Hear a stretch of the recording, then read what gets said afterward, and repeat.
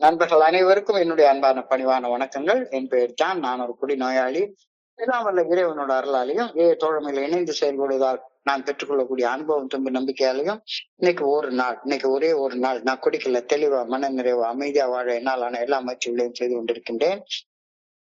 நான் விமல்குமார் குறிப்பிட்டது போல கோயம்புத்தூர் ஒருங்கிணைப்பு குழு மனசாட்சியின் தீர்மானத்தின் அடிப்படையில இரவு 9:30 to 10:30 மணி நடக்கிற இந்த ஆன்லைன் மீட்டிங்ல 24 hours a day 24 மணி தொழில் ஒரு நாள் அப்படின்ற புத்தகத்துல இருந்து ஒவ்வொரு நாளும் ஒவ்வொரு பக்கமாக எடுத்து வாசித்து விளக்கம் பார்த்து கலந்தாய்ச்சி இந்த கூட்டத்தை நடத்தி கொண்டிருக்கின்றோம். அதன் தொடர்ச்சியாக இன்றைக்கு நாம அணிஞ்சிருக்கிற பக்கம் ஜூன் மாதம் 16ஆம் நாள். இந்த ஜூன் மாதம் 16ஆம் நாளுக்கான சிந்தனையை முதல்ல வாசிச்சுட்டு அதுக்கப்புறமா அதற்கான விளக்கத்தை பார்த்து கலந்தாய்ச்சி செய்து இந்த கூட்டத்தை நிறைவு செய்வோம். ஜூன் 16 சிந்தனையை வாசிப்பதற்கு நண்பர் விமல்குமார் அவர்களை அன்போட பணியோடு அழைக்கின்றேன். விமல்குமார், ஜூன் 16. தேங்க்யூ. 24 மணித்துளிகள் ஒரு நாள். ஜூன் 16. ஏஏ தோழமையின் இன்றைய சிந்தனை. செயலுடன் சேர்ந்திராத நம்பிக்கை ஒரு நாளும் முழுமையை தராது. நாம் பணி செய்து கிடக்க வேண்டும். நாம் பெற்றதை தக்க வைத்துக் கொள்ள விரும்பினால் அதனை இலவசமாய் பகிர்ந்தளிக்கவும் வேண்டும். காக்கடலுக்கு வரும் நீர் வெளியேற வழியே இல்லாத காரணத்தால் அது தேக்கமடைந்து மிகவும் உப்பாகவும் உயிர்கள் வாழ முடியாத நிலையிலும் உள்ளது. கலிலேய கடல் தெளிவாகவும் சுத்தமாகவும் நீளமாகவும் உள்ளது. ஏனெனில் ஜோர்டான் நதி பாலைவனத்தில் நீரை பாய்ச்சிய பின் நீரின் மிகுதியை இங்கு கலக்க செய்து சுத்தமாய் வைக்கின்றது. பிறருக்கு பணி செய்து கிடந்து வாழ்வது நம் வாழ்வை பயனுள்ளதாகவும் மதிப்பு மிக்கதாகவும் ஆக்குகின்றது. பணி செய்து கிடத்தல் என் வாழ்வுக்கு உண்மையான அர்த்தத்தை அளிக்கின்றதா? இன்றைக்கான தியானம். அன்றாட வாழ்வின் பிரச்சனைகள், தொல்லைகள், இன்ப துன்பங்கள் ஆகியவற்றால் சூழ்ந்து கொள்ளப்படும் முன் நான் இறையர் பேராற்றலை தேட வேண்டும். நாளின் ஆரம்பத்தில் கிடைக்கும் அமைதியான நேரங்களில் நன்மையின் சக்தி வாய்ந்த ஒரு உறுதியினை பெற்று இவ்வுலகம் சுழலும் சுழற்சியின் நோக்கத்தில் நானும் கலந்து கொள்ள வேண்டும். இவ்வுலக கஷ்டங்களை தாங்கிக் கொள்ள முடியாத போதுதான் இறையர் பேராற்றலை நான் தேட வேண்டும் என காத்திருக்க கூடாது. நல்ல நிலையில் இறையர் பேராற்றலை தேட தேவையான சக்தி இருக்கும் போதே தேட வேண்டும். பொதுவாக மக்கள் தாங்க முடியாத தொல்லைகளால் சூழ்ந்து கொள்ளப்படும் போது மட்டுமே இறையர் பேராற்றலின் தேவையை உணர்கின்றார்கள். இறையர் பேராற்றலை தொடர்ந்து தேடி இருந்தால் அத்தொல்லைகள் வந்தே இருக்காது என்பதை அவர்கள் சுலபமாக மறந்து போய்விடுகின்றார்கள். இன்றைக்கான பிரார்த்தனை. அன்றாட வாழ்வின் அவசரம் என்னை சூழ்ந்து கொள்ளும் முன்னரே இறையர் பேராற்றலை தேட வேண்டும் என வேண்டுகின்றேன். அதிகாலையிலும் இடைவிடாமலும் இறையர் பேராற்றலை தேட வேண்டும் எனவும் வேண்டுகின்றேன். சார், நன்றிங்க சார். நன்றி விமல்குமார். நண்பர்கள் அனைவருக்கும் மீண்டும் ஒருமுறை அன்பான பணிவான வணக்கங்களை தெரிவித்துக் கொள்றேன். என் பெயர் ஜான். நான் ஒரு குடிநோயாளி. எல்லாம் வல்ல இறைவனோட அருளாலையும் தோழமையில இணைந்து செயல்படுவதால் நான் பெற்றுக்கொள்ளக்கூடிய அனுபவம் துன்பு நம்பிக்கையாலையும் இன்னைக்கு ஒரே ஒரு நாள் நான் குடிக்கல, தெளிவா மன நிறைவா அமைதியா வாழ என்னாலான எல்லா முயற்சிகளையும் செய்து கொண்டிருக்கின்றேன். நேற்றுக்கு தோழமை பரிந்துரைக்கக்கூடிய அந்த 3 அம்சங்களை பத்தி பார்த்தோம். தோழமை, நம்பிக்கை, பணி செய்து கிடத்தல். நேற்றுக்கு தோழமை, நம்பிக்கையை பத்தி ரொம்ப ஆழமான சிந்தனைகள் கொடுக்கப்பட்டிருந்தது. தோழமை என்பது ஆரம்பத்துல ஒரு குடிநோயாளிக்கு தாய்ப்பாலுக்கு இணையான ஊட்டம் கொடுக்கிறது அப்படின்ற சிந்தனையை பார்த்தோம். அதனை தொடர்ந்து வெறும் தாய்ப்பால் மட்டும் பத்தாது, வளர வளர ஊட்டம் தரக்கூடிய வேற உணவுகளும் தேவைன்ற மாதிரி தோழமையில வளர வளர தோழமை பரிந்துரைக்கக்கூடிய 12 படிகள் அடங்கிய மீட்படைய செயல் திட்டத்தின் மேல வைக்கக்கூடிய உறுதியான நம்பிக்கை அந்த ஊட்டத்தை தொடர்ந்து கொடுக்கக்கூடிய ஒரு விஷயம், ஒரு அம்சம் அப்படின்ற கருத்தை நேற்றைய சிந்தனையில ரொம்ப ஆழமாக நம்ம பார்த்தோம். 3ஆவதாக வரக்கூடியது பணி செய்து கிடத்தல். தோழமை, ஃபெல்லோஷிப், 12 படிகள் அடங்கிய மீட்படையும் செயல் திட்டத்தின் மேல உறுதியான நம்பிக்கை நன்கு இருந்தாலும் கூட அவை இரண்டையும் உறுதியான நற்செயல்களாக மாற்றாவிட்டால் ஒரு மனிதன் அவன் வாழ்க்கையில உயர்நிலைக்கு முன்னேறி செல்றது முடியாது தானே. ஃபெல்லோஷிப் இருக்கு, தோழமை பரிந்துரைக்கக்கூடிய 12 படிகள் அடங்கிய மீட்படையும் செயல் திட்டத்தின் மேல நம்பிக்கையும் இருக்கு. இது ரெண்டையும் வச்சு நல்ல செயல்கள் செய்து உயர் நிலைக்கு உயர்ந்து போகிற வாழ்க்கையை வாழலைன்னா ஒரு மனுஷனுக்கு அதனால பிரயோஜனம் இல்லை அப்படின்ற அந்த மூன்றாவது பணி செய்து கிடத்தல் அதை பற்றிய சிந்தனை இன்றைக்கு வழங்கப்பட்டிருக்கிறது. Even fellowship and faith are not the whole story, there must be service. நம்பிக்கை என்பது அறிவு சார்ந்த ஒப்புதல் மட்டுமல்ல, அது உறுதியான நற்செயல்களை உருமாற்றக்கூடிய சக்தியாக மாறும்போதுதான் அதனால நம்பிக்கையால பிரயோஜனமே வருது. இந்த கருத்து ரொம்ப ஒரு டீப்பான கருத்து. Faith without action, faith without works is dead. செயலற்ற நம்பிக்கை செத்து போன நம்பிக்கை அப்படின்ற கருத்து திரும்ப திரும்ப திரும்ப திரும்ப கூறப்பட்டு கொண்டே இருக்கிறது. செயலற்ற நம்பிக்கை செத்து போன நம்பிக்கை. தோழமையும் இந்த கருத்தை உறுதியாக வலியுறுத்தி சொல்லுது. இன்னைக்கு இந்த கருத்து தான் முழுக்க முழுக்க சொல்லப்பட்டிருக்கிறது. Action and service are the living evidence of an authentic internal belief. Action and service are the living evidence of an authentic internal belief. பணி செய்து கிடக்கும் செயல் ஒன்று மட்டும்தான் உண்மையான உள் நம்பிக்கை எனக்குள்ளார உயிரோட இருக்கிறது அப்படின்றதற்கான சான்றாகும். பணி செய்து கிடக்கலன்னா அவனுக்குள்ளார நம்பிக்கை இருக்குன்றது பொய் தானே. சர்வீஸ் அஸ் எவிடன்ஸ் சான்று.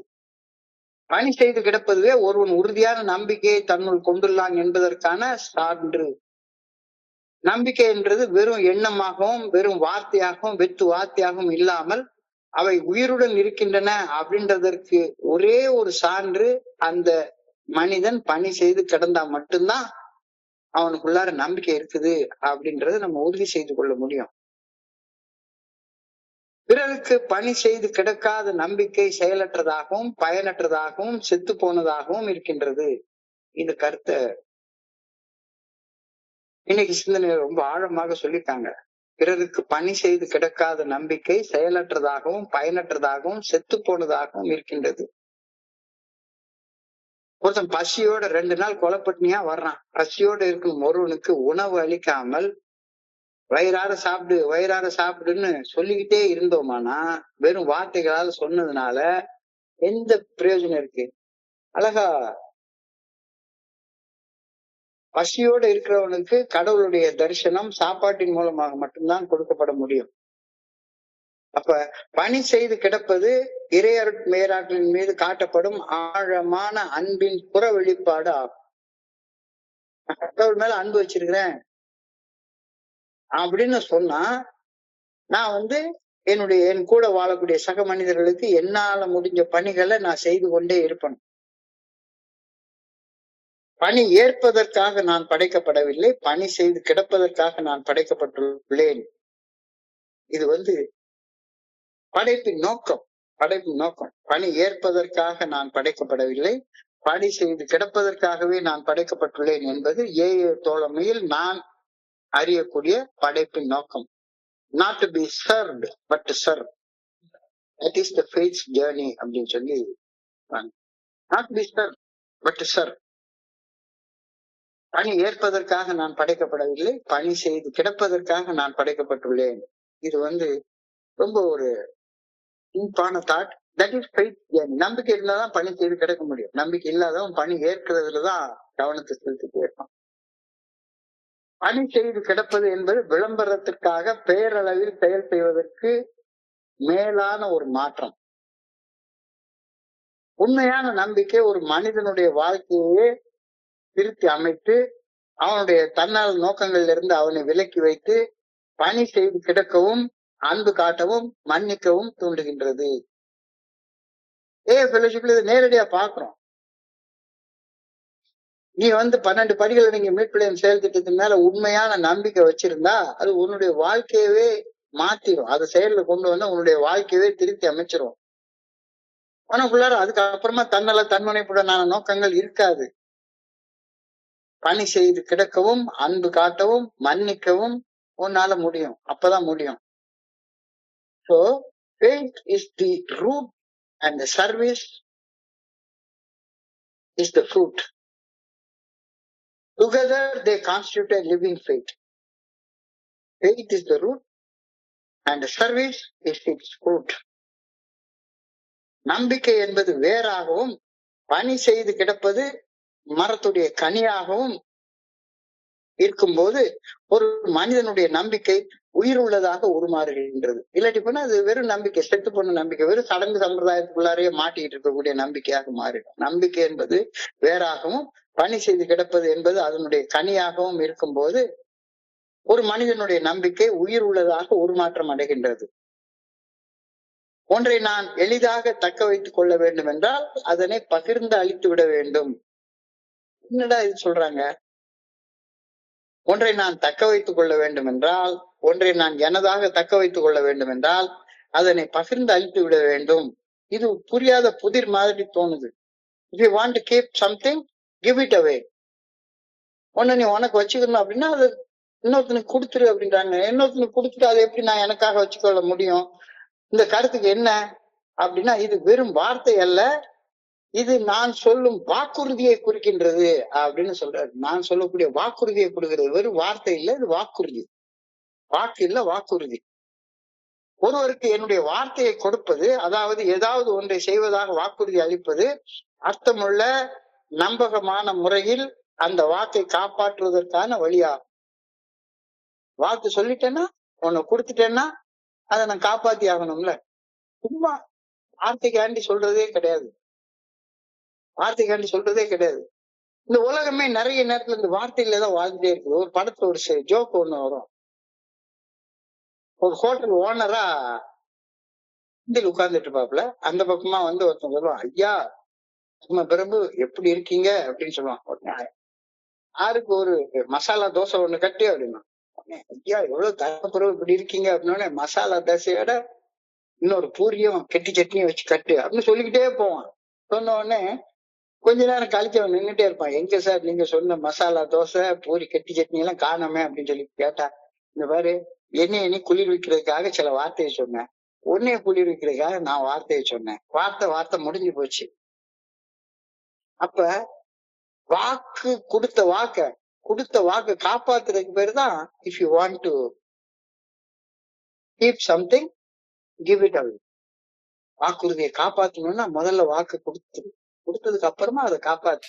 கொடுத்த வாக்கு காப்பாத்தலன்னு நீ மனுஷனே கிடையாதுல்ல. So giving your word to someone is the only way to keep it in a meaningful. எவ்வளவு ஒரு ஆழமான அர்த்தமுள்ள விஷயத்த சொல்றாங்க. நான் என்னடா இது, என்னுடைய வார்த்தையை கொடுக்கல, வாக்குறுதி கொடுக்குறேன். என்னோட வாக்கு கொடுத்துட்டேன்னா நான் வாக்குறுதியை தக்க வச்சுக்கிறேன். My words, they are promises. எனது சிந்தனை, சொல், நம்பிக்கை ஆகியவன நான் அளிக்கக்கூடிய வாக்குறுதி. நான் அளிக்கக்கூடிய வாக்குறுதிகள் ஒரு கப்பலுக்கு இடப்படுற நங்கூரம் போல. அப்பதான் வாழ்க்கை வந்து ஒரு இடத்துல நிலைச்சு நிற்கும். In recovery, it means you can only maintain you quickly giving support to others. In recovery, it means you can only maintain your sobriety by giving support to others. உன்னுடைய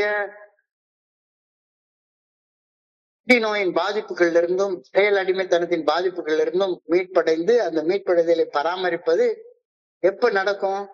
அந்த மீட்படைந்த அனுபவத்தை பகிர்ந்து கொள்வதன் மூலமாக மட்டும்தானே நடைமுறையில சாத்தியப்படுத்த முடியும். இது நமக்கு சொல்லி தர்ற பாடம், அடிப்படை பாடம். In recovery, it means you can only maintain your sobriety by giving support to others. அடுத்தவங்களை ஆதரிச்சா மட்டும்தான் உன்னுடைய மனத்தில் நிலையை நீ பராமரித்துக் கொள்ள முடியும். இதுக்கு இன்னைக்கு உதாரணமாக இன்னைக்கு சிந்தனையில ஒரு விஷயத்த சொல்லிட்டாங்க. இப்ப சண்டை நடந்துட்டு இருக்கிற அந்த கல்ஃப் கண்ட்ரிஸ் வந்து டெட் சி அப்படின்னு ஒரு சி இருக்கு. தாக்கடல்னு சொல்லுவாங்க. தாக்கடல், டெட் சி அப்படின்னு ஒரு கடல் இருக்கு. அது உண்மையிலே கடல் இல்ல, ஒரு மிகப்பெரிய ஏரி. அது அந்த கடலுக்கு உள்ளார, சாக்கடலுக்குள்ளார, டெட் சி உள்ளார தண்ணி உள்ளதான் வரும், வெளியே போகவே முடியாது. யோர்டான் அப்படின்ற ஜீவ நதி, நம்ம ஊர்ல கங்கை, யமுனை, பிரம்மபுத்திரா, கோதாவரி, கிருஷ்ணா அப்படின்ற மாதிரி ஜீவ நதிகள் போல அங்க அந்த இடத்துல ஓடக்கூடிய ஜோர்டான்ற நதி கடைசியா கலக்கிற இடம் இந்த ஆழ்கடல், டெட் சி. உள்ளதான் போகும், வெளியேறது தண்ணி வெளியேறதுக்கு வழியே இல்லை. ஆவியால மட்டும்தான் தண்ணி வெளியேறும். சூரிய அது ஏற்கனவே பாலைவன பகுதி, ஏற்கனவே நிறைய ஹீட் இருக்கக்கூடியது. தண்ணி வரும், ஆவியாக போன உடனே தண்ணியில கரைஞ்சிட்டு வர்ற உப்பு அப்படியே அந்த கடல் நீர்ல தங்கிருது. கடல் நீர்ல தங்கி தங்கி தங்கி பல ஆயிரக்கணக்கான லட்சக்கணக்கான வருடங்களாக இப்படியே நடந்துட்டு இருந்ததுனால சமுத்திரத்துல இருக்கிற வாட்டரை விட ஒரு 2 மடங்கு கூட உப்பாக அந்த தண்ணி ஆயிடுதான். ஸோ எந்த உயிரினமும் அந்த தண்ணியில வாழ முடியாத அளவுக்கு அது பிரயோஜனம் இல்லாத தண்ணியா மாறிடுது. எதுவுமே அங்க உயிரோட இருக்காது. ஒரு ஒரு செடி கொடி என்ன அந்த கடல்ல வெறுமன எதுவுமே இருக்காது. ஒரு பிரயோஜனம் இல்லாத ஒரு கடல்னு சொன்னா அது சாக்கடல் சொல்றாங்க. Dead sea. உள்ள போனா செத்து போயிடும் அவ்வளவுதான். எந்த உயிரினமும் அங்க வாழவே முடியாது. ஆனா அதோடைய நதி அதுக்கு எங்கிருந்து சப்ளை வருது? ஜீவ நதியில இருந்து வருது. ஜோர்டான்ற ஜீவ நதியில இருந்து யோர்தான் நதின்னு சொல்லுவாங்க. ரொம்ப பெரனியல் லிவர். அதே நதி கலிலேய கடல்ல கலக்கிறப்ப ரொம்ப தூய்மையாக இருக்குது. இதை படிக்கிறப்ப எனக்கு அந்த ஒரு பாட்டு தான் ஞாபகத்துக்கு வருது. எல்லா புகழும் இறைவன் ஒருவனுக்கே, நீ நதி போல ஓடிக்கொண்டே இரு, நதி போல பணி செய்து கொண்டே இரு. வேலை பணி செய்து கிடக்கிறது மட்டும்தான். ஓடிக்கிட்டே இரு. எல்லா புகழும் கடவுள் ஒருவனுக்கே, நீ நதி போல ஓடிக்கொண்டே இரு. தேங்கி நின்றால் உனக்குள்ளார இருக்கிற உயிராற்றல உணர முடியாத அளவு மனசுல அழுக்கு படிஞ்சு போயிடும்.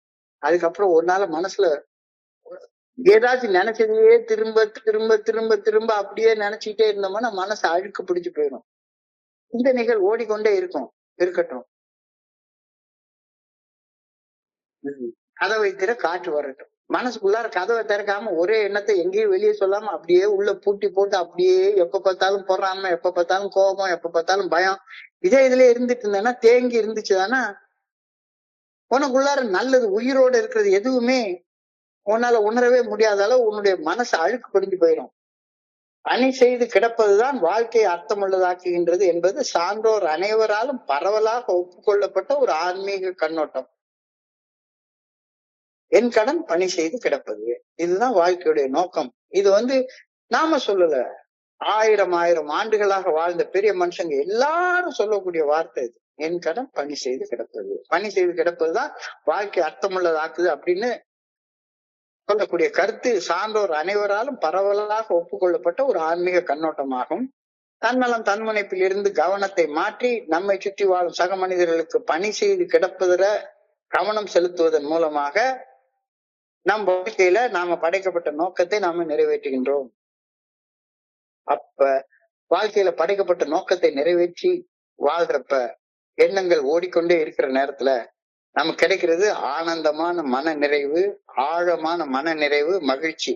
profound fulfillment and happiness அப்படின்னு சொல்றேன். profound fulfillment and happiness. அந்த மாதிரி நிலையில பணி செய்து கிடக்கிற நிலையில மன அழுத்தம் இருக்காது, பதட்டம் இருக்காது. மன அழுத்தமும் பதட்டமும் இருக்காது. Reduction in stress, anxiety and depression அதெல்லாம் இருக்கவே இருக்காது. எப்ப பணி செய்து கிடக்கிறப்ப. பணி செய்யாது கிடக்கிறப்ப தேங்கி நின்னோம்னா மன அழுத்தம், பதட்டம், ஸ்ட்ரெஸ், ஆங்ஸைட்டி, டிப்ரெஷன் எல்லாம் வந்துடும். பணி செய்து கிடக்கிற நேரத்துல வாழ்க்கையில நாம படைக்கப்பட்ட நோக்கம் நிறைவேறுகின்றது. நோக்கம் வாழ்க்கையுடைய செயல்களின் மூலமாக நிறைவேறுகின்றது. பர்பஸ் அண்ட் கனெக்ஷன் அப்படின்னு சொல்றாங்க. பணி செய்து கிடக்கிறப்ப நேரத்துல என்ன ஆகுது? It is a win-win situation அப்படின்னு சொல்லுவாங்க. win-win situation என்ன? பணி செய்யறவனும் நிறைவா இருக்கலாம், பணியை பெற்றுக்கொள்வனும் நிறைவா இருக்கலாம், எல்லாருமே நிறைவா இருக்கிறாங்க. வெற்றி, win-win situation. The quality of mercy is twice blessed. It blesses him who gives and him who takes. அன்பு காட்டுனேன்னா நீயும் நல்லா இருக்க, அன்பை பெற்றுக்கொள்பவனும் நல்லா இருக்கிறான். சோ இரட்டை வெற்றி. பணி செய்து கிடக்கிறதுல இது சோ பணி செய்து கிடக்கும் வாழ்க்கை மட்டுமே ஒரு தகுதியான வாழ்க்கையாக இருக்க முடியும். பணி செய்து கிடப்பது கவலைகளுக்கான மருந்தாக அமைகின்றது. பணி செய்து கிடக்கிறவனுக்கு கவலையே இருக்காது, மருந்தாக அமைகின்றது. பணி செய்து கிடப்பது நமக்குள்ளார மகிழ்ச்சியையும் மன நிறைவையும் உருவாக்குகின்றது. பணி செய்து கிடப்பதுவே நம்மை வாழ்வதற்கே தகுதியுடையவர்களாக மாற்றுகின்றது அப்படின்ற கருத்தை இன்னைக்கு தெளிவாக சொல்றாங்க. That service to others gives me real purpose in life. இது இன்னைக்கு கேட்கப்பட்ட மிகப்பெரிய கேள்வி. பணி செய்து கிடப்பது என் வாழ்வின் நோக்கம் நிறைவேற்றப்படக்கூடிய உணர்வை எனக்கு கொடுக்குதா? கண்ணை மூடி கொஞ்ச நேரம் சிந்திச்சு பார்ப்போம். That service to others gives me a real purpose in life. பணி செய்து கிடப்பது என் வாழ்க்கையின் நோக்கம் நிறைவேற்றப்படும் உணர்வை எனக்கு கொடுக்குதா? கொடுக்கலன்னா இன்னைக்கான தியானத்துக்கு கடந்து போகும். ஹோல் லைஃப் நீ அதுக்குதான் படைக்கப்பட்டே இருக்கிற. நீ கடவுளை மாதிரி எல்லாரையும் தாங்கிறதுக்காக படைக்கப்படல, பணி ஏற்பதற்காக படைக்கப்படல, பணி செய்வதற்காக படைக்கப்பட்டிருக்கிற. பணி செய்யும் போது மட்டும்தான் உனக்கு இதெல்லாம் கிடைக்குது.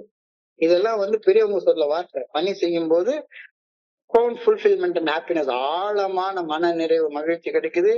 பணி செய்து கிடப்பவர்களுக்கு மன அழுத்தம், பதட்டம், ஸ்ட்ரெஸ், ஆங்ஸைட்டி, டிப்ரெஷன் இதெல்லாம் இருக்கவே இருக்காது. பர்பஸ் அண்ட் கனெக்ஷன் அப்ப பணி செய்து கிடைக்கிறதுல மட்டும்தான் உனக்கு கிடைக்கும். பணி செய்து கிடைக்கிறதுல மட்டும்தான் நீயும் வெற்றி பெறுவ. யாருக்கு நீ பணி செய்யறியோ அவனும் வெற்றி பெறுவான். இல்லாட்டி பண்ண 2 பேரும் தோத்துதான் நிற்பீங்க. பணி செய்து கிடைக்கும் வாழ்க்கை மட்டுமே வாழ்றதுக்கு தகுதியான வாழ்க்கை அப்படின்னு சொல்றாரு. இந்த தகுதியான வாழ்க்கை வாழ்றியா? பணி செய்து கிடப்பது என் வாழ்வின் நோக்கம் நிறைவேற்றப்படும் உணர்வை எனக்கு அளிக்கின்றதா? இல்ல அப்படிலாம் எனக்கு அந்த நோக்கம் நிறைவேற ஃபீலிங் எனக்கு வரல அப்படின்னு சொன்னா தியானத்துக்கு கடந்து போகும். இன்றைக்கான தியானத்துல பிறருக்கு பணி செய்து கிடப்பதுவே என்னுடைய சொந்த வாழ்க்கையில நான் படைக்கப்பட்ட நோக்கம் நிறைவேறுவதற்கான ஒரே வழி என்ற கருத்து, என்ற ஆன்மீக கருத்து மிக ஆழமாக சொல்லப்பட்டிருக்கிறது. தம் கடன் அடியேனையும் தாங்குவது. கடவுளுக்குன்னு ஒரு கடமை உண்டு, அது அவர் படைச்ச எல்லா உயிரையும் தாங்குவது. அவர் படைக்கப்பட்ட படைப்புகள்லாம் ஒரு கடமை உண்டு, அது பணி செய்து கிடப்பது.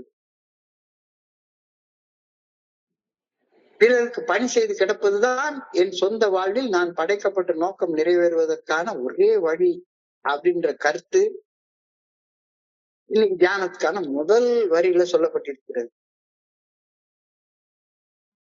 குடிக்கிற காலத்துல எடுத்துக்கிட்டா, குடிக்கிற காலத்துல காலையில எழும்பின உடனே என் மனசுல வர்ற ஃபர்ஸ்ட் எண்ணம் என்ன வரும்னா, குடிக்கிற காலத்துல 3/4 நேரம் பேண்ட்டை கூட கழட்டாம தான் தூங்கிட்டு இருப்பேன். எந்த நேரத்துல வந்திருப்பேன்னு தெரியாது, போதையில வந்திருப்பேன், அப்படியே படுத்து தூங்கிடுறது. வந்த உடனே வேலை பேண்ட் பாக்கெட்ல பர்ஸ் இருக்கா அப்படின்னு சொல்லி தொட்டு பாக்குறது. குடிக்க பணம் இருக்கா, இதான் ஃபர்ஸ்ட் வர்ற எண்ணமாக இருக்கும். காலையில எழும்பின உடனே என்ன நேரத்துக்கு நடந்ததுன்னா இல்ல, பர்ஸ் இருக்கா, பர்ஸ்ல பணம் இருக்கா. பணம் இருந்துருச்சுதானா வேற தாட்டே வராது. நிதானமா படுத்து எழும்பி அம்பாட்டு போவேன். சத்தியமா குடிக்கிற காலத்துல வேற எண்ணமே கண் முழிக்கிறப்ப எனக்கு வந்ததே இல்லை. குடிக்க பணம் இருக்கா, இந்த எண்ணத்தை தவிர வேற எந்த எண்ணம் ஃபர்ஸ்ட் வந்ததே கிடையாது. இப்ப இன்னைக்கு காலையில எழும்பின உடனே ஃபர்ஸ்ட் என்ன வந்துச்சுது அப்படின்னு எல்லாருமே ஒரு செகண்ட் கண்ணை மூடி சிந்திச்சு பார்ப்போம். காலையில இன்னைக்கு என்ன எண்ணம் ஃபர்ஸ்ட் வந்துச்சு, என்னமோ வந்துச்சுது அப்படின்னு சொன்னோம்னா நம்ம ஒரு ஒழுக்கமான வாழ்க்கை வாழலன்னு அர்த்தப்பட்டோம். என்ன பொறுத்தளவுல இன்னைக்கு காலையில எழுந்த உடனேயே இன்னைக்கு காலையில ஏன்னா நேற்றுக்கு நைட்டு படுக்கிறப்ப இந்த 24 hours டே புக் எடுத்து டேபிள்ல வச்சு அதை படிச்சு தமிழ்ல மாத்தி எழுதிட்டு படுத்தேன். அதனால காலையில எழும்புறப்ப அந்த எண்ணம் தான் முதல்ல வந்துச்சு. எழும்பின உடனே இன்னைக்கு நான் பார்த்தது 24 மணி துளிகள் அப்படின்ற ஒரு நாளுடைய புத்தகத்தை எடுத்து அந்த புத்தகத்துல உள்ள சிந்தனை தான் இன்னைக்கு நான் முதல்ல பார்த்தேன். ஏழு தோழமையில பொதுவாக ஒரு வார்த்தை சொல்றாங்க, first drink does the damage. முதல் குடி மோசம் செய்யும், மோசம் செய்வது முதல் குடி அப்படின்னு ஒரு கருத்து சொல்றாங்க. ஆனா என்னுடைய குருஜி கொஞ்சம் மாத்தி சொல்லுவாரு. மோசம் செய்வது முதல் குடி அல்ல, மோசம் செய்வது முதல் குடியை பற்றி மனசுக்குள்ளார உருவாகக்கூடிய எண்ணம். First thought does the damage அப்படின்னு சொல்லுவாரு. First thought does the damage. முதல் சிந்தனை மோசத்தை ஆரம்பிச்சு வைக்குது அப்படின்னு சொல்லுவாரு. நான் இன்னைக்கு தியானத்துல இந்த சிந்தனையை கொஞ்சம் லேசா மாத்தி சொல்லியிருக்காங்க, பாசிட்டிவா சொல்லியிருக்காங்க. மோசம் செய்வது முதல் சிந்தனைன்றது மாதிரி மோசம் செய்யறதும் முதல் சிந்தனை தான். அதே மாதிரி வளமான வாழ்க்கையை கொடுக்கறதும் அதே முதல் சிந்தனை தான். முதல் சிந்தனையை மோசத்தை ஆரம்பிச்சு வைக்கிறது போல அந்த முதல் சிந்தனை தான் நன்மையையும் ஆரம்பிச்சு வைக்கும் அப்படின்ற கோணத்துல இன்னைக்கு தியானத்துல அந்த சிந்தனையை கொடுத்துருக்காங்க. Seek God early in the day. Seek God. Seek the good orderly direction of God early in the day before God gets crowded out of life's problems, difficulties and pleasures. அதுல இருந்தோடனே முதல் சிந்தனை இன்னைக்கு அடுத்தவங்களுக்கு என்ன மாதிரியாக பணி செய்யலாம் அப்படின்ற சிந்தனையாக இருக்கட்டும். மனைவிக்கு என்ன செய்யலாம், வீட்டுல பிள்ளைக்கு என்ன செய்யலாம், மீட்டிங்ல நண்பர்களுக்கு என்ன செய்யலாம், நான் என்ன செய்தது நமக்கு என கேள்விகள் கேட்பது எதற்கு, நீ என்ன செய்தாய் அதற்கு என நினைத்தால் நன்மை உனக்கு.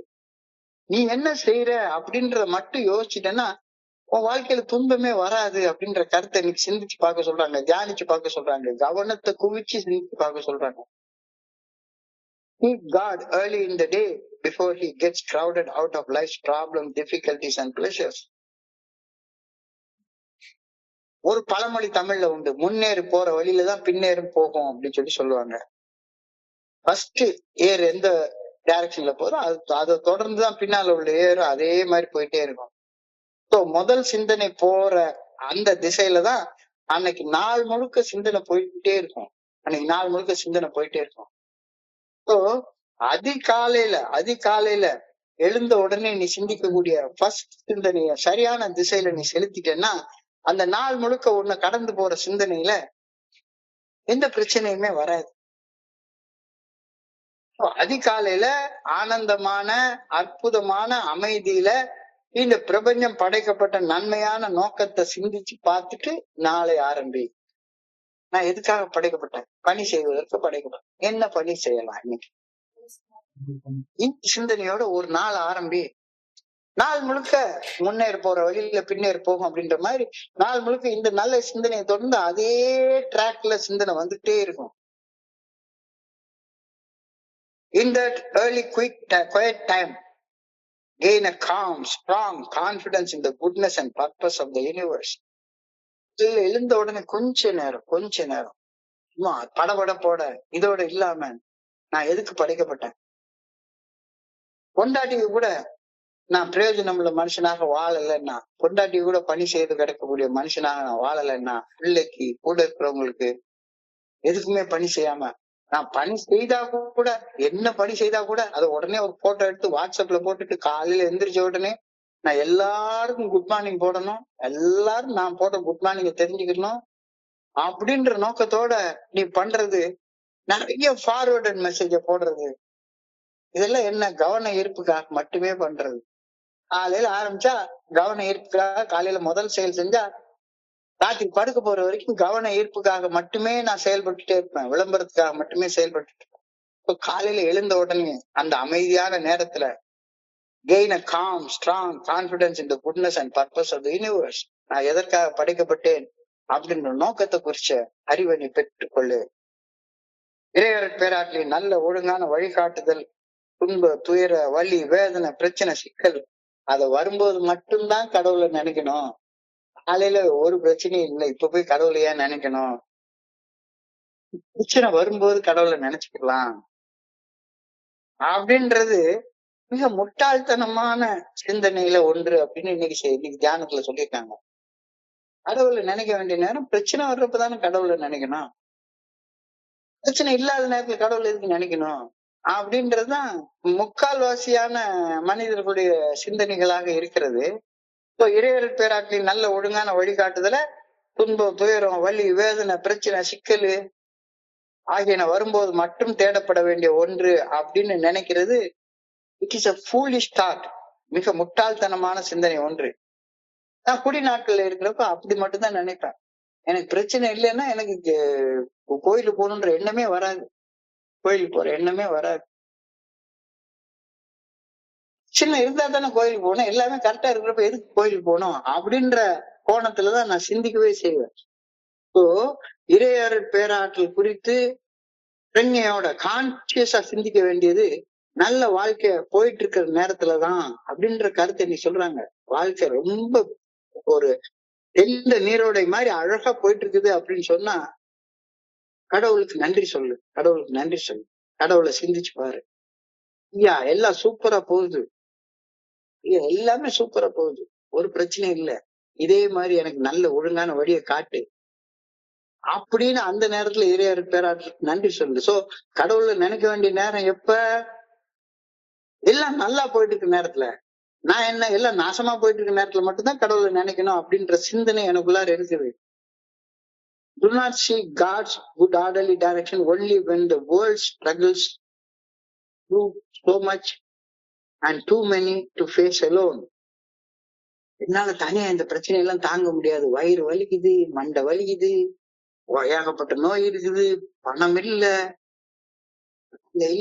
இந்த மாதிரி நேரத்துல மட்டும்தான் கடவுளை நினைக்கணும் அப்படின்றப்ப வேலை இருக்கிற நேரத்துல கடவுளை நினைக்க வேண்டாம், ஆரோக்கியமா இருக்கிற நேரத்துல கடவுளை நினைக்க வேண்டாம் அப்படின்னு ஆகுது. இல்ல அப்படி இல்ல. Seek good orderly direction early when you have conscience of God's spirit in the world. உனக்கு எந்த பிரச்சனையும் இல்ல, எந்த சிக்கலும் இல்ல, அப்ப அந்த நேரத்துல என்ன சிக்கல் இல்லாம பிரச்சனை இல்லாம இவ்வளவு அழகாக வாழ வச்சுக்கிட்டு இருக்கிறது இறைவனுடைய ஆற்றல் தான் அப்படின்னு அந்த நேரத்துல யோசி அப்படின்னு சொல்றாங்க. அதாவது மறுபடியும் நேற்று சொன்ன மாதிரி இது சாதாரண சிந்தனை, ரொம்ப ரொம்ப சாதாரண சிந்தனை. ஆனா அசாதாரணமான மனுஷனாக இருக்கு எனக்கு. அன்காமன் மேன், காமன் சென்ஸே கிடையாது எனக்கு, அன்காமன் சென்ஸ் மட்டும்தான் இருக்குது. அசாதாரணமான சிந்தனை இருக்கிறது. எனக்கு என்ன வருது? நல்லா இருக்கிற நேரத்துல எதுக்கு நாம போகணும்? மீட்டிங் போனோம், புலம்புறதுக்கு தான் போகணும். புலம்புறதுக்கு போகணும்னா உட்கார்ந்து புலம்பிக்கிட்டே இருக்கிறான். ஒரு நண்பர் வர்றாரு, 30 வருஷமா புலம்புறத விடவே மாட்டேங்கிறாரு. அதே மாதிரி புலம்பு. Do not seek good orderly direction of God only when world's struggles prove too much and too many to face alone. Seek good orderly direction early when you have conscience of God's spirit in the world. மெதுவா என்னுடைய எண்ணம் பிரச்சனை வந்ததுக்கு அப்புறமாக இறையருள் பேராற்றுடைய நல்ல ஒழுங்கான வழிகாட்டுதல் தேவை அப்படின்னு நினைக்குது. பிரச்சனைகளுக்கு தீர்வு காண கடவுளுடைய நல்ல ஒழுங்கான வழிகாட்டுதல் தேவைன்னு நினைக்குது. ஆனா பிரச்சனை உருவானதே என்னுடைய கர்மத்தினாலதானப்பா, தப்பா கர்மம் பண்ணதுனாலதானே, ஒரு நல்ல ஒழுங்கான வழிகாட்டுதல்ல செயல்படாததாலதானே பிரச்சனை வந்தது. பிரச்சனை உருவானதே என்னுடைய அந்த தப்பான கர்மத்தை செஞ்சதுனாலதானே. அதனால என்ன கர்மம் செய்யணும், எது சரியான கர்மம், இந்த கர்மம் என்ன செயல் விளைவை உருவாக்கும் அப்படின்றத தெரிஞ்சுக்கிறதுக்காக இறையருள் பேராற்றலின் நல்ல ஒழுங்கான வழிகாட்டுதலை நாடு.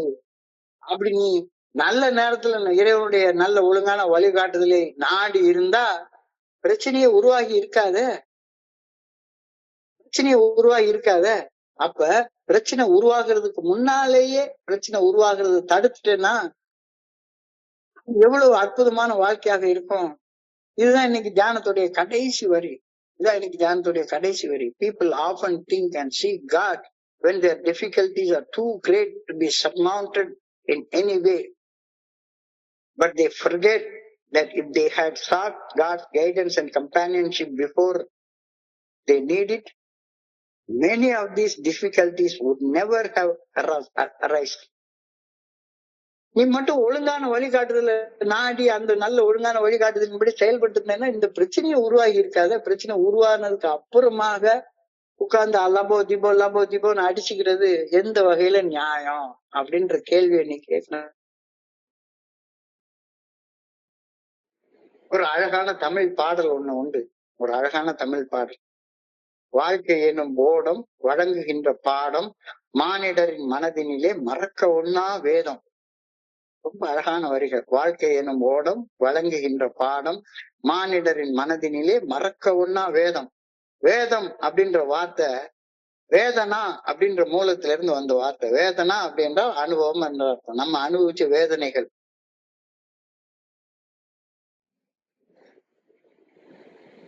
So, இந்த வேதனா என்ற மூல சொல்லில் இருந்து வரக்கூடிய சொல் தான் வேதம். So, வேதங்கள் அனுபவங்கள் கற்பித்த அனுபவ பாடங்கள், அதைத்தான் வேதம்னு நம்ம சொல்றோம். வேதம் என்ன? ஒவ்வொருத்தரும் அனுபவிச்சு எழுதின பாடம். மரபு வழி அறியப்பட்ட கோட்பாடுகள் நமக்கு ஒரு வேதம் மாதிரி. மரபு வழி அறியப்பட்ட இந்த 12 படிகளுடைய மீட்படையும் செயல் திட்டம் நமக்கு ஒரு வேதம் மாதிரி. அனுபவத்துல கத்துக்கிட்ட பாடம். அந்த பாடல்லயே அடுத்தது ஒரு வரி வரும். வாலிபம் என்பது கலைகின்ற வேடம், அதில் வந்தது வரட்டும் என்பவன் முழு மூடம். இப்போ ஒரு பிரச்சனையும் இல்ல, உடம்புல சார்ந்த தெம்பு ஜாஸ்தியா இருக்கு. எவ்வளவு வேணும்னாலும் நான் சிவன் சொத்தை கொலை நாசம் பண்றதுக்கு எவ்வளவு வேணாலும் சிவன் சொத்து என்கிட்ட இருக்கு, அதை நாசம் பண்ணலாம். வாலிபம் என்பது கலைகின்ற வேடம், அதில் வந்தது வரட்டும் என்பவன் முழு மூடம். வருமுன் காப்பவனே அறிவாளி. எது வருமுன்னால? துயர் வருமுன் காப்பவனே அறிவாளி. அது வந்த பின்னே துடிப்பவன் தான் ஏமாளி. துயர் வருமுன் காப்பவன் தான் அறிவாளி. துயர் வந்த பின்னே துடிப்பவன் தான் ஏமாளி. துயரம், துன்பம், வலி, வேதனை, சிக்கல் இதெல்லாம் வர்றதுக்கு முன்னால இறையர் பேராற்றலின் நல்ல ஒழுங்கான வழிகாட்டுதலை நாடுபவன் அறிவாளி. அப்படி இல்லாம துயரம் வந்ததுக்கு அப்புறமா ஐயோ டியோ எனக்கு ஒண்ணுமே இல்லையே, கடவுளுக்கு கண் இல்ல, காது இல்ல, மூக்கு இல்ல, அவர் என்னை இந்த மாதிரி எல்லாம் பண்ண வச்சுட்டாரு, அவருடைய நல்ல ஒழுங்கான வழிகாட்டுதலை நாடாம நீ நாசமா போற வேலையை செஞ்சதுனாலதான் எனக்கு இதெல்லாம் வந்ததுன்னு நான் நினைக்கிறதே கிடையாது. துயர் வருமுன் இறையர் பேராற்றலின் நல்ல ஒழுங்கான வழிகாட்டுதலை நாடு. வந்த பிறகு நாடுன்னா நீ முட்டா போயலா இருப்ப. துயர் வந்த பின்னே துடிப்பவன் தான் ஏமாளி. வாழ்க்கை எனும் ஓடம் வழங்குகின்ற பாடம் மானிடரின் மனதினிலே மறக்க ஒண்ணா வேதம். மறக்க ஒண்ணா வேதம். வேதம் என்பது வேதனைகளின் மூலமாக கற்பிக்கப்பட்ட பாடம். அதுதான் வேதம்னு சொல்றோம். வேதனா, வேதனா அப்படின்றத வேதம் என்ற வார்த்தையுடைய மூலச்சொல். வேதனைகள் வேதனையான அனுபவங்கள் கற்பித்த அனுபவ பாடங்களைத்தான் வேதம்னு சொல்றாங்க. அந்த வேதத்தை நீ ஃபாலோ பண்ணு, நம்பி ஃபாலோ பண்ணு, நம்பி ஃபாலோ பண்ணு. வாலிபத்துல எனக்கு உடம்புல தெம்பு இருக்கு, வலு இருக்கு. வாலிபம் என்பது கலைகின்ற வேடம். எவ்வளவு நாளைக்கு நீ வாலிபனாவே இருந்துட போற?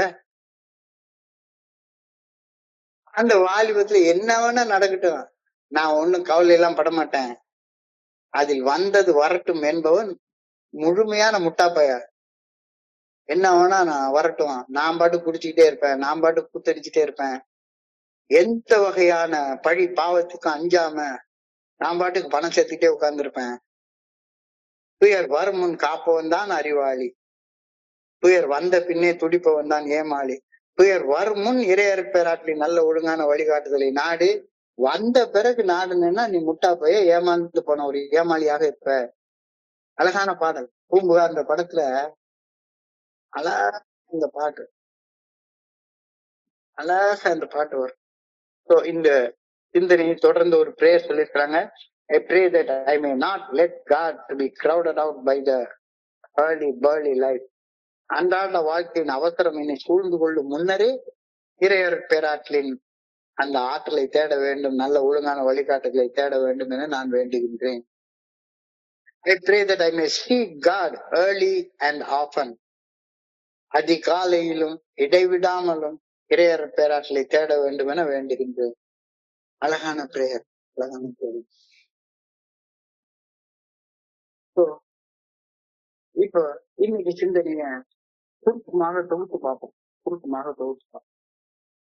நேற்றுக்கு பார்த்தது தோழமை, நம்பிக்கை, இது ரெண்ட பத்தியும் பார்த்தோம். தோழமை என்பது தாய்ப்பால் போல. இதுக்கு ஒரு அளவு நேரம் தான் உண்டு. எல்லா நேரமும் வெறுமன மனிதர்களை நம்பி வாழ்ந்து கொண்டே இருக்க முடியவே முடியாது. தோழமையின் கூட்டங்களை நம்பி மட்டுமே வாழ்ந்து கொண்டிருக்க முடியாது. ஆனா அந்த தோழமையின் கூட்டங்கள் தான் தாய்ப்பால் போல. சரி, அதுக்கப்புறமா நம்பிக்கை வரணும். தோழமை நம்பிக்கையை மட்டும் இருந்துச்சு நற்செயல்கள் செய்யாம இருந்தோம்னா தோழமையாலே நம்பிக்கையாலே எந்த பிரயோஜனம் கிடையாது. Even fellowship and faith are not the whole story. There must be service. பணி செய்து கிடக்கணும். நம்பிக்கை என்பது அறிவு சார்ந்த ஒப்புதல் மட்டுமல்ல, அது உறுதியான நற்செயல்களாக உருமாற்றும் சக்தியாக மாறணும். நம்பிக்கை உருமாறும் சக்தியாக மாறல அப்படின்னா, நற்செயல்கள் செய்யும் சக்தியாக மாறல அப்படின்னு சொன்னா, செயல் இல்லாத நம்பிக்கை செத்து போன நம்பிக்கையா மாறிடும். Faith without works is dead. இந்த கருத்து வேதத்திலேயே திரும்ப திரும்ப சொல்லப்பட்டிருக்கிறது. நம்ம ஃபெலோஷிப்லயும் திரும்ப திரும்ப சொல்றாங்க. Action and service are the living evidence of an authentic internal belief. பணி செய்து கிடக்கும் செயல் ஒன்று மட்டும்தான் எனக்குள்ளார ஃபெலோஷிப் இருக்கு, நம்பிக்கை இருக்கு அப்படின்றதற்கான புற சாட்சி. பணி செய்து கிடக்கலன்னா எனக்குள்ளார நம்பிக்கை இல்லை, ஃபெலோஷிப் இல்லைன்னு தானே அர்த்தம். Service as evidence. அதான் எவிடன்ஸ். எனக்குள்ளார ஃபெலோஷிப் இருக்கு, நம்பிக்கை இருக்கு அப்படின்றதற்கான புற சாட்சி நான் பணி செய்து கிடக்கிறது தான். பணி செய்து கிடக்காத நம்பிக்கை செயலற்றதாகவும் பயனற்றதாகவும் செத்து போனதாகவும் இருக்கும் அப்படின்ற கருத்தை சொல்லியிருக்காங்க. பணி செய்து கிடப்பது இறையற் பேராற்றல் மீது காட்டப்படும் ஆழமான அன்பின் வெளிப்பாடாகும். கடவுளை நான் அன்பு செய்யறேன், ஆனா என் பக்கத்துல இருக்க மனுஷனை வெறுக்கிறேன்றவன் பொய் சொல்றான்.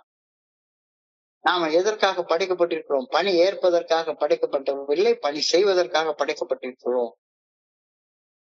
இது அடிப்படை பாடம். Not to be served but to serve is faith journey. பணி செய்து கிடப்பது என்பது விளம்பரத்திற்காகவோ பேரளவிற்காகவோ செயல் செய்வது இல்லை.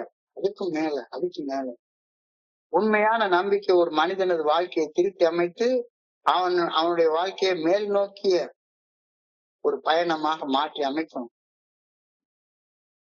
எப்படி ஃபெலோஷிப் அண்ட் ஃபெய்த் வேறாக இருந்ததுன்னா, அந்த வேர்ல இருந்து கிடைக்கக்கூடிய ஊட்டத்தின் மூலமாக மரத்திலிருந்து அறியப்படக்கூடிய கனி பணி செய்து கிடக்கும். அப்ப ஃபெய்த், ஃபெலோஷிப் அண்ட் சர்வீஸ் இது மூணும் சேர்ந்தா ஒரு உயிரோட்டம் உள்ள வாழ்க்கையை ஒரு மனுஷனை வாழ வைக்கும். நம்பிக்கை என்பது வேறாகவும் பணி செய்து கிடப்பது அதனது கனியாகவும் இருக்கும்போது ஒரு மனிதனுடைய வாழ்க்கையை உயிரோட்டம் உள்ளதாக உருமாறுகின்றது. அழகா ஒரு வார்த்தை சொல்றாங்க, ஒண்ணு நீ தக்க வச்சுக்கணும்னா அது திருப்பி யார் கையிலயா கொடுத்துரு. If you want to keep something, give it away. இது வெறும் வார்த்தை அல்ல, எனக்குள்ளார நான் சொல்லிக் கொள்ளக்கூடிய வாக்குறுதி. ஒருவருக்கு எனது வார்த்தைகளை கொடுப்பது, அதாவது ஏதாவது ஒன்றை செய்வதாக வாக்குறுதி கொடுப்பது, அர்த்தமுள்ள நம்பகமான முறையில் அந்த வார்த்தையை காப்பாற்றுவதற்கான ஒரே வழியாகும். ஒரு வார்த்தையை நீ காப்பாற்றணும் அப்படின்னு சொன்னா முதல்ல அந்த வாக்கு கொடுத்துரு. கொடுத்த வாக்கின்படி செயல்படு. அது உன்னுடைய வாழ்க்கையை அர்த்தமுள்ளதாக மாற்றும். My words, thoughts are promises. என்னுடைய சிந்தனையும் என்னுடைய பேச்சும் நான் கொடுக்கக்கூடிய வாக்குறுதிகள். வெறுமன சும்மா அடுத்தவனை திருப்திப்படுத்துறதுக்காக பேசாத, அடுத்தவனை திருப்திப்படுத்துறதுக்காக வாக்கு கொடுக்காத. அது செயலற்ற நம்பிக்கை, செத்து போனதாக இருக்கும். நான் அளிக்கும் வாக்குறுதி தான் என்னுடைய வாழ்க்கையை நிலைச்சு நிக்க வைக்கக்கூடிய கப்பல் கிட்ட நங்கூர மாதிரி. இன் recovery it means you can only maintain your sobriety by giving support to others. வாக்கு கொடுத்து அந்த வாக்குறுதியை காப்பாத்துறதுனால மட்டும்தான் உன்னுடைய நோயின் பாதிப்புகள் இருந்து, உன்னுடைய செயல் அடிமைத்தனத்தின் பாதிப்புகள் இருந்து மீட்படைந்து அந்த அனுபவத்தை உன்னால பகிர்ந்து கொள்ள முடியும். இன்னைக்கு அழகா சொல்லியிருக்கிறாங்க, அந்த டெட் சி, சாக்கடல், அது உள்ளார மட்டும்தான் வரும், வெளியே அவுட்லெட்டே கிடையாது. உள்ளார மட்டும்தான் வரும். எல்லாமே உன் பணம் எனக்கு தான், என் பணம் எனக்கு தான், எல்லாமே எனக்கு தான் அப்படின்ற மனநிலையில வாழ்ந்து கொண்டிருந்தேன்னா உனக்கு ஒரு நண்பன் கூட இருக்க மாட்டான். உன்னுடைய வாழ்க்கை உயிரற்ற வாழ்க்கையாக, செத்து போன வாழ்க்கையாக இருக்கும். அதே மாதிரி அதை விட்டுட்டு ஒரு ஜீவ நதி மாதிரி ஓடிக்கிட்டே இரு. எல்லா புகழும் இறைவன் ஒருவனுக்கே. நீ நதி போல ஓடிக்கொண்டே இரு. தேக்கம் அடைஞ்சு நின்னா நாத்தாண்டிக்க ஆரம்பிச்சிடும். உயிரோட்டம் இல்லாத ஒரு வாழ்க்கையாக அது மாறிடும். உன்னுடைய மனசுல உள்ள எண்ணங்கள் ஓடிக்கொண்டே இருக்கட்டும். பணி செய்து கிடப்பதுதான் வாழ்க்கையை அர்த்தமுள்ளதாக்குகின்றது அப்படின்றது சான்றோர் அனைவரால் பரவலாக ஒப்புக்கொள்ளப்பட்ட ஒரு ஆன்மீக கண்ணோட்டம். தன்னலம் தன்மனத்திலிருந்து கவனத்தை மாற்றி நம்மை சுற்றி வாழும் சக மனிதர்களுக்கு பணி செய்து கிடப்பதில் கவனத்தை செலுத்துவதன் மூலமா நாம படைக்கப்பட்ட நோக்கம் நிறைவேறுகின்றது. பணி செய்து கிடப்பதன் மூலமாக ஆழ்ந்த மன நிறைவு, மகிழ்ச்சி உண்டாகின்றது. profound fulfillment and happiness.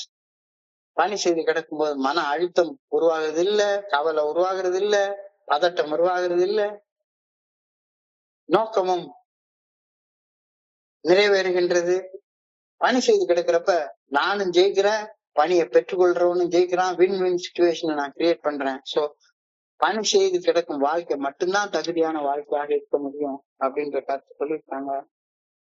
பணி செய்து கிடப்பது என்னுடைய வாழ்க்கையில நிறைவேற்றப்படும், வாழ்க்கை நோக்கம் நிறைவேற்றப்படும் உணர்வை எனக்கு அளிக்குதா? அளிக்கலைன்னா கடந்து போ தியானத்துக்கு. குடிக்கிற காலத்துல எனக்கு வர்ற ஃபர்ஸ்ட் தாட்டே என்ன வரும்? எனக்கு என்ன செஞ்சு கொள்ளலாம், எனக்கு என்ன செஞ்சு கொள்ளலாம், குடிக்கிறதுக்கு பணம் இருக்கா அப்படின்னு தான் முதல் தாட் வரும். First drink does the damage அப்படின்னு சொல்லி சொல்லுவாங்க.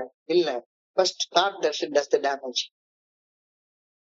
அப்ப ஃபர்ஸ்ட் வர்ற தாட்டை சரி பண்ணிட்டோம்னா முன்னேற போற வழியில பின்னேற போகுன்ற மாதிரி காலையில எழுந்த உடனே வர்ற முதல் தாட், இன்னைக்கு என்ன தாட் வந்ததுன்னு எல்லாருமே யோசிச்சு பார்ப்போம்.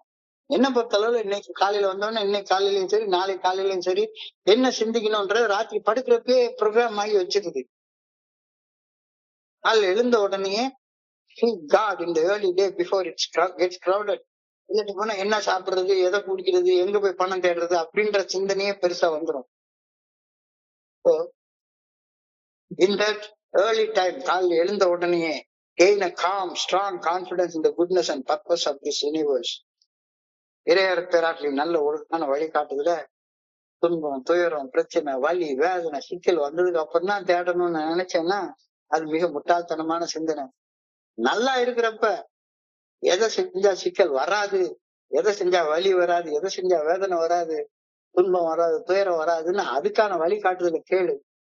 Do not seek good orderly direction of God only when the world's struggles become too much and too many faced. Seek good orderly direction of God early. அப்படி கேட்டனா பிரச்சனையே உருவாகாது தானே. People often think and seek God when their difficulties are too great to be surmounted, forgetting that if they had sought God's guidance and companionship before they need it, many of these troubles and difficulties would not have arisen at all. இது ஒரு அழகான விஷயம். அருமன் காப்பவனே அறிவாளி, துயர் வந்த பின்னே துடிப்பவன் தான் ஏமாளி. துயர் வந்ததுக்கு அப்புறமா ஐயோ ஐயோ ஐயோ ஐயோன்னு வாயில வயிற்று அடிச்சுட்டு அழுவாத. அனுபவத்தின் மூலமாக, வேதம் என்பது வேதனைகளின் மூலமாக கற்றுக்கொண்ட அனுபவ பாடத்தின் மூலமாக எதை செய்யணும் எதை செய்யக்கூடாது அப்படின்ற பட்டறிவை பெற்றுக்கொண்டு துயரத்தை உருவாக்கக்கூடிய செயல்கள் செய்யறதுக்கு முன்னாலேயே தவிர்த்துடு. வாலிபம் என்பது கலைகின்ற வேடம், அதில் வந்தது வரட்டும் என்பவன் முழு மூடம். துயர் வருமுன் காப்பவன் தான் அறிவாளி, துயர் வந்த பின்னே துடிப்பவன் தான் ஏமாளி. முட்டா பயலாக ஏமாளியாக வாழாத. நல்லா இருக்கிறப்பே எந்த செயல் செய்யணும் அப்படின்றதுக்கான வழிகாட்டுதல மனசாட்சிட்டு கேட்டு அதற்கு பணிஞ்சு காலையில இருந்து சாயங்காலம் வரைக்கும் செயல்படு. அப்படின்னா நீ ஏமாந்து போய் நிக்க மாட்ட. அதைத்தான் இன்னைக்கு பிரேயராக வச்சிருக்கிறாங்க. I pray that I may not let God be crowded out of the early burly life. அன்றாட வாழ்வின் அவசரம் என்னை சூழ்ந்து கொள்ளும் முன்னரே இறையர் பேராற்றின் நல்ல ஒழுங்கான வழிகாட்டுதலை நான் தேட வேண்டும் என வேண்டுகின்றேன். I pray that I may seek God early and often. அதிகாலையிலும் அடிக்கடி எல்லா நேரத்திலும் நான் என்ன செயல் செய்யணும் அப்படின்றதுக்கான நல்ல ஒழுங்கான வழிகாட்டுதலை கடவுள்கிட்ட கேட்க வேண்டும் அப்படின்னு ஆண்டவாவுமே வேண்டிக் கொள்கின்றேன் அப்படின்ற பிரேயரோட இன்னைக்கு முடிஞ்சிருக்கு. இன்றைய சிந்தனையை படிக்கிறப்ப என் மனதை கடந்து சென்ற சிந்தனைகளை உங்களோட பகிர்ந்து கொள்ள இந்த அற்புதமான வாய்ப்பு வழங்கிய குழுவிற்கு என்னுடைய மிக பணிவான நன்றிகளை தெரிவித்துக் கொள்றேன். இது வரைக்கும் பொறுமையாக கேட்ட ஒவ்வொரு நண்பருக்கும் என்னுடைய பணிவான நன்றிகளை தெரிவித்துக் கொள்றேன். இந்த இரவு பொழுது நண்பர்களுக்கு இனிமையான இரவாக அமைய இறைவனை பணியோட வேண்டிக் கொள்கின்றேன். நன்றி நன்றி நன்றி நன்றி நன்றி நன்றி நன்றி. வாழ்க வையகம், வாழ்க வளமுடன். Thank you so much, thank you so much.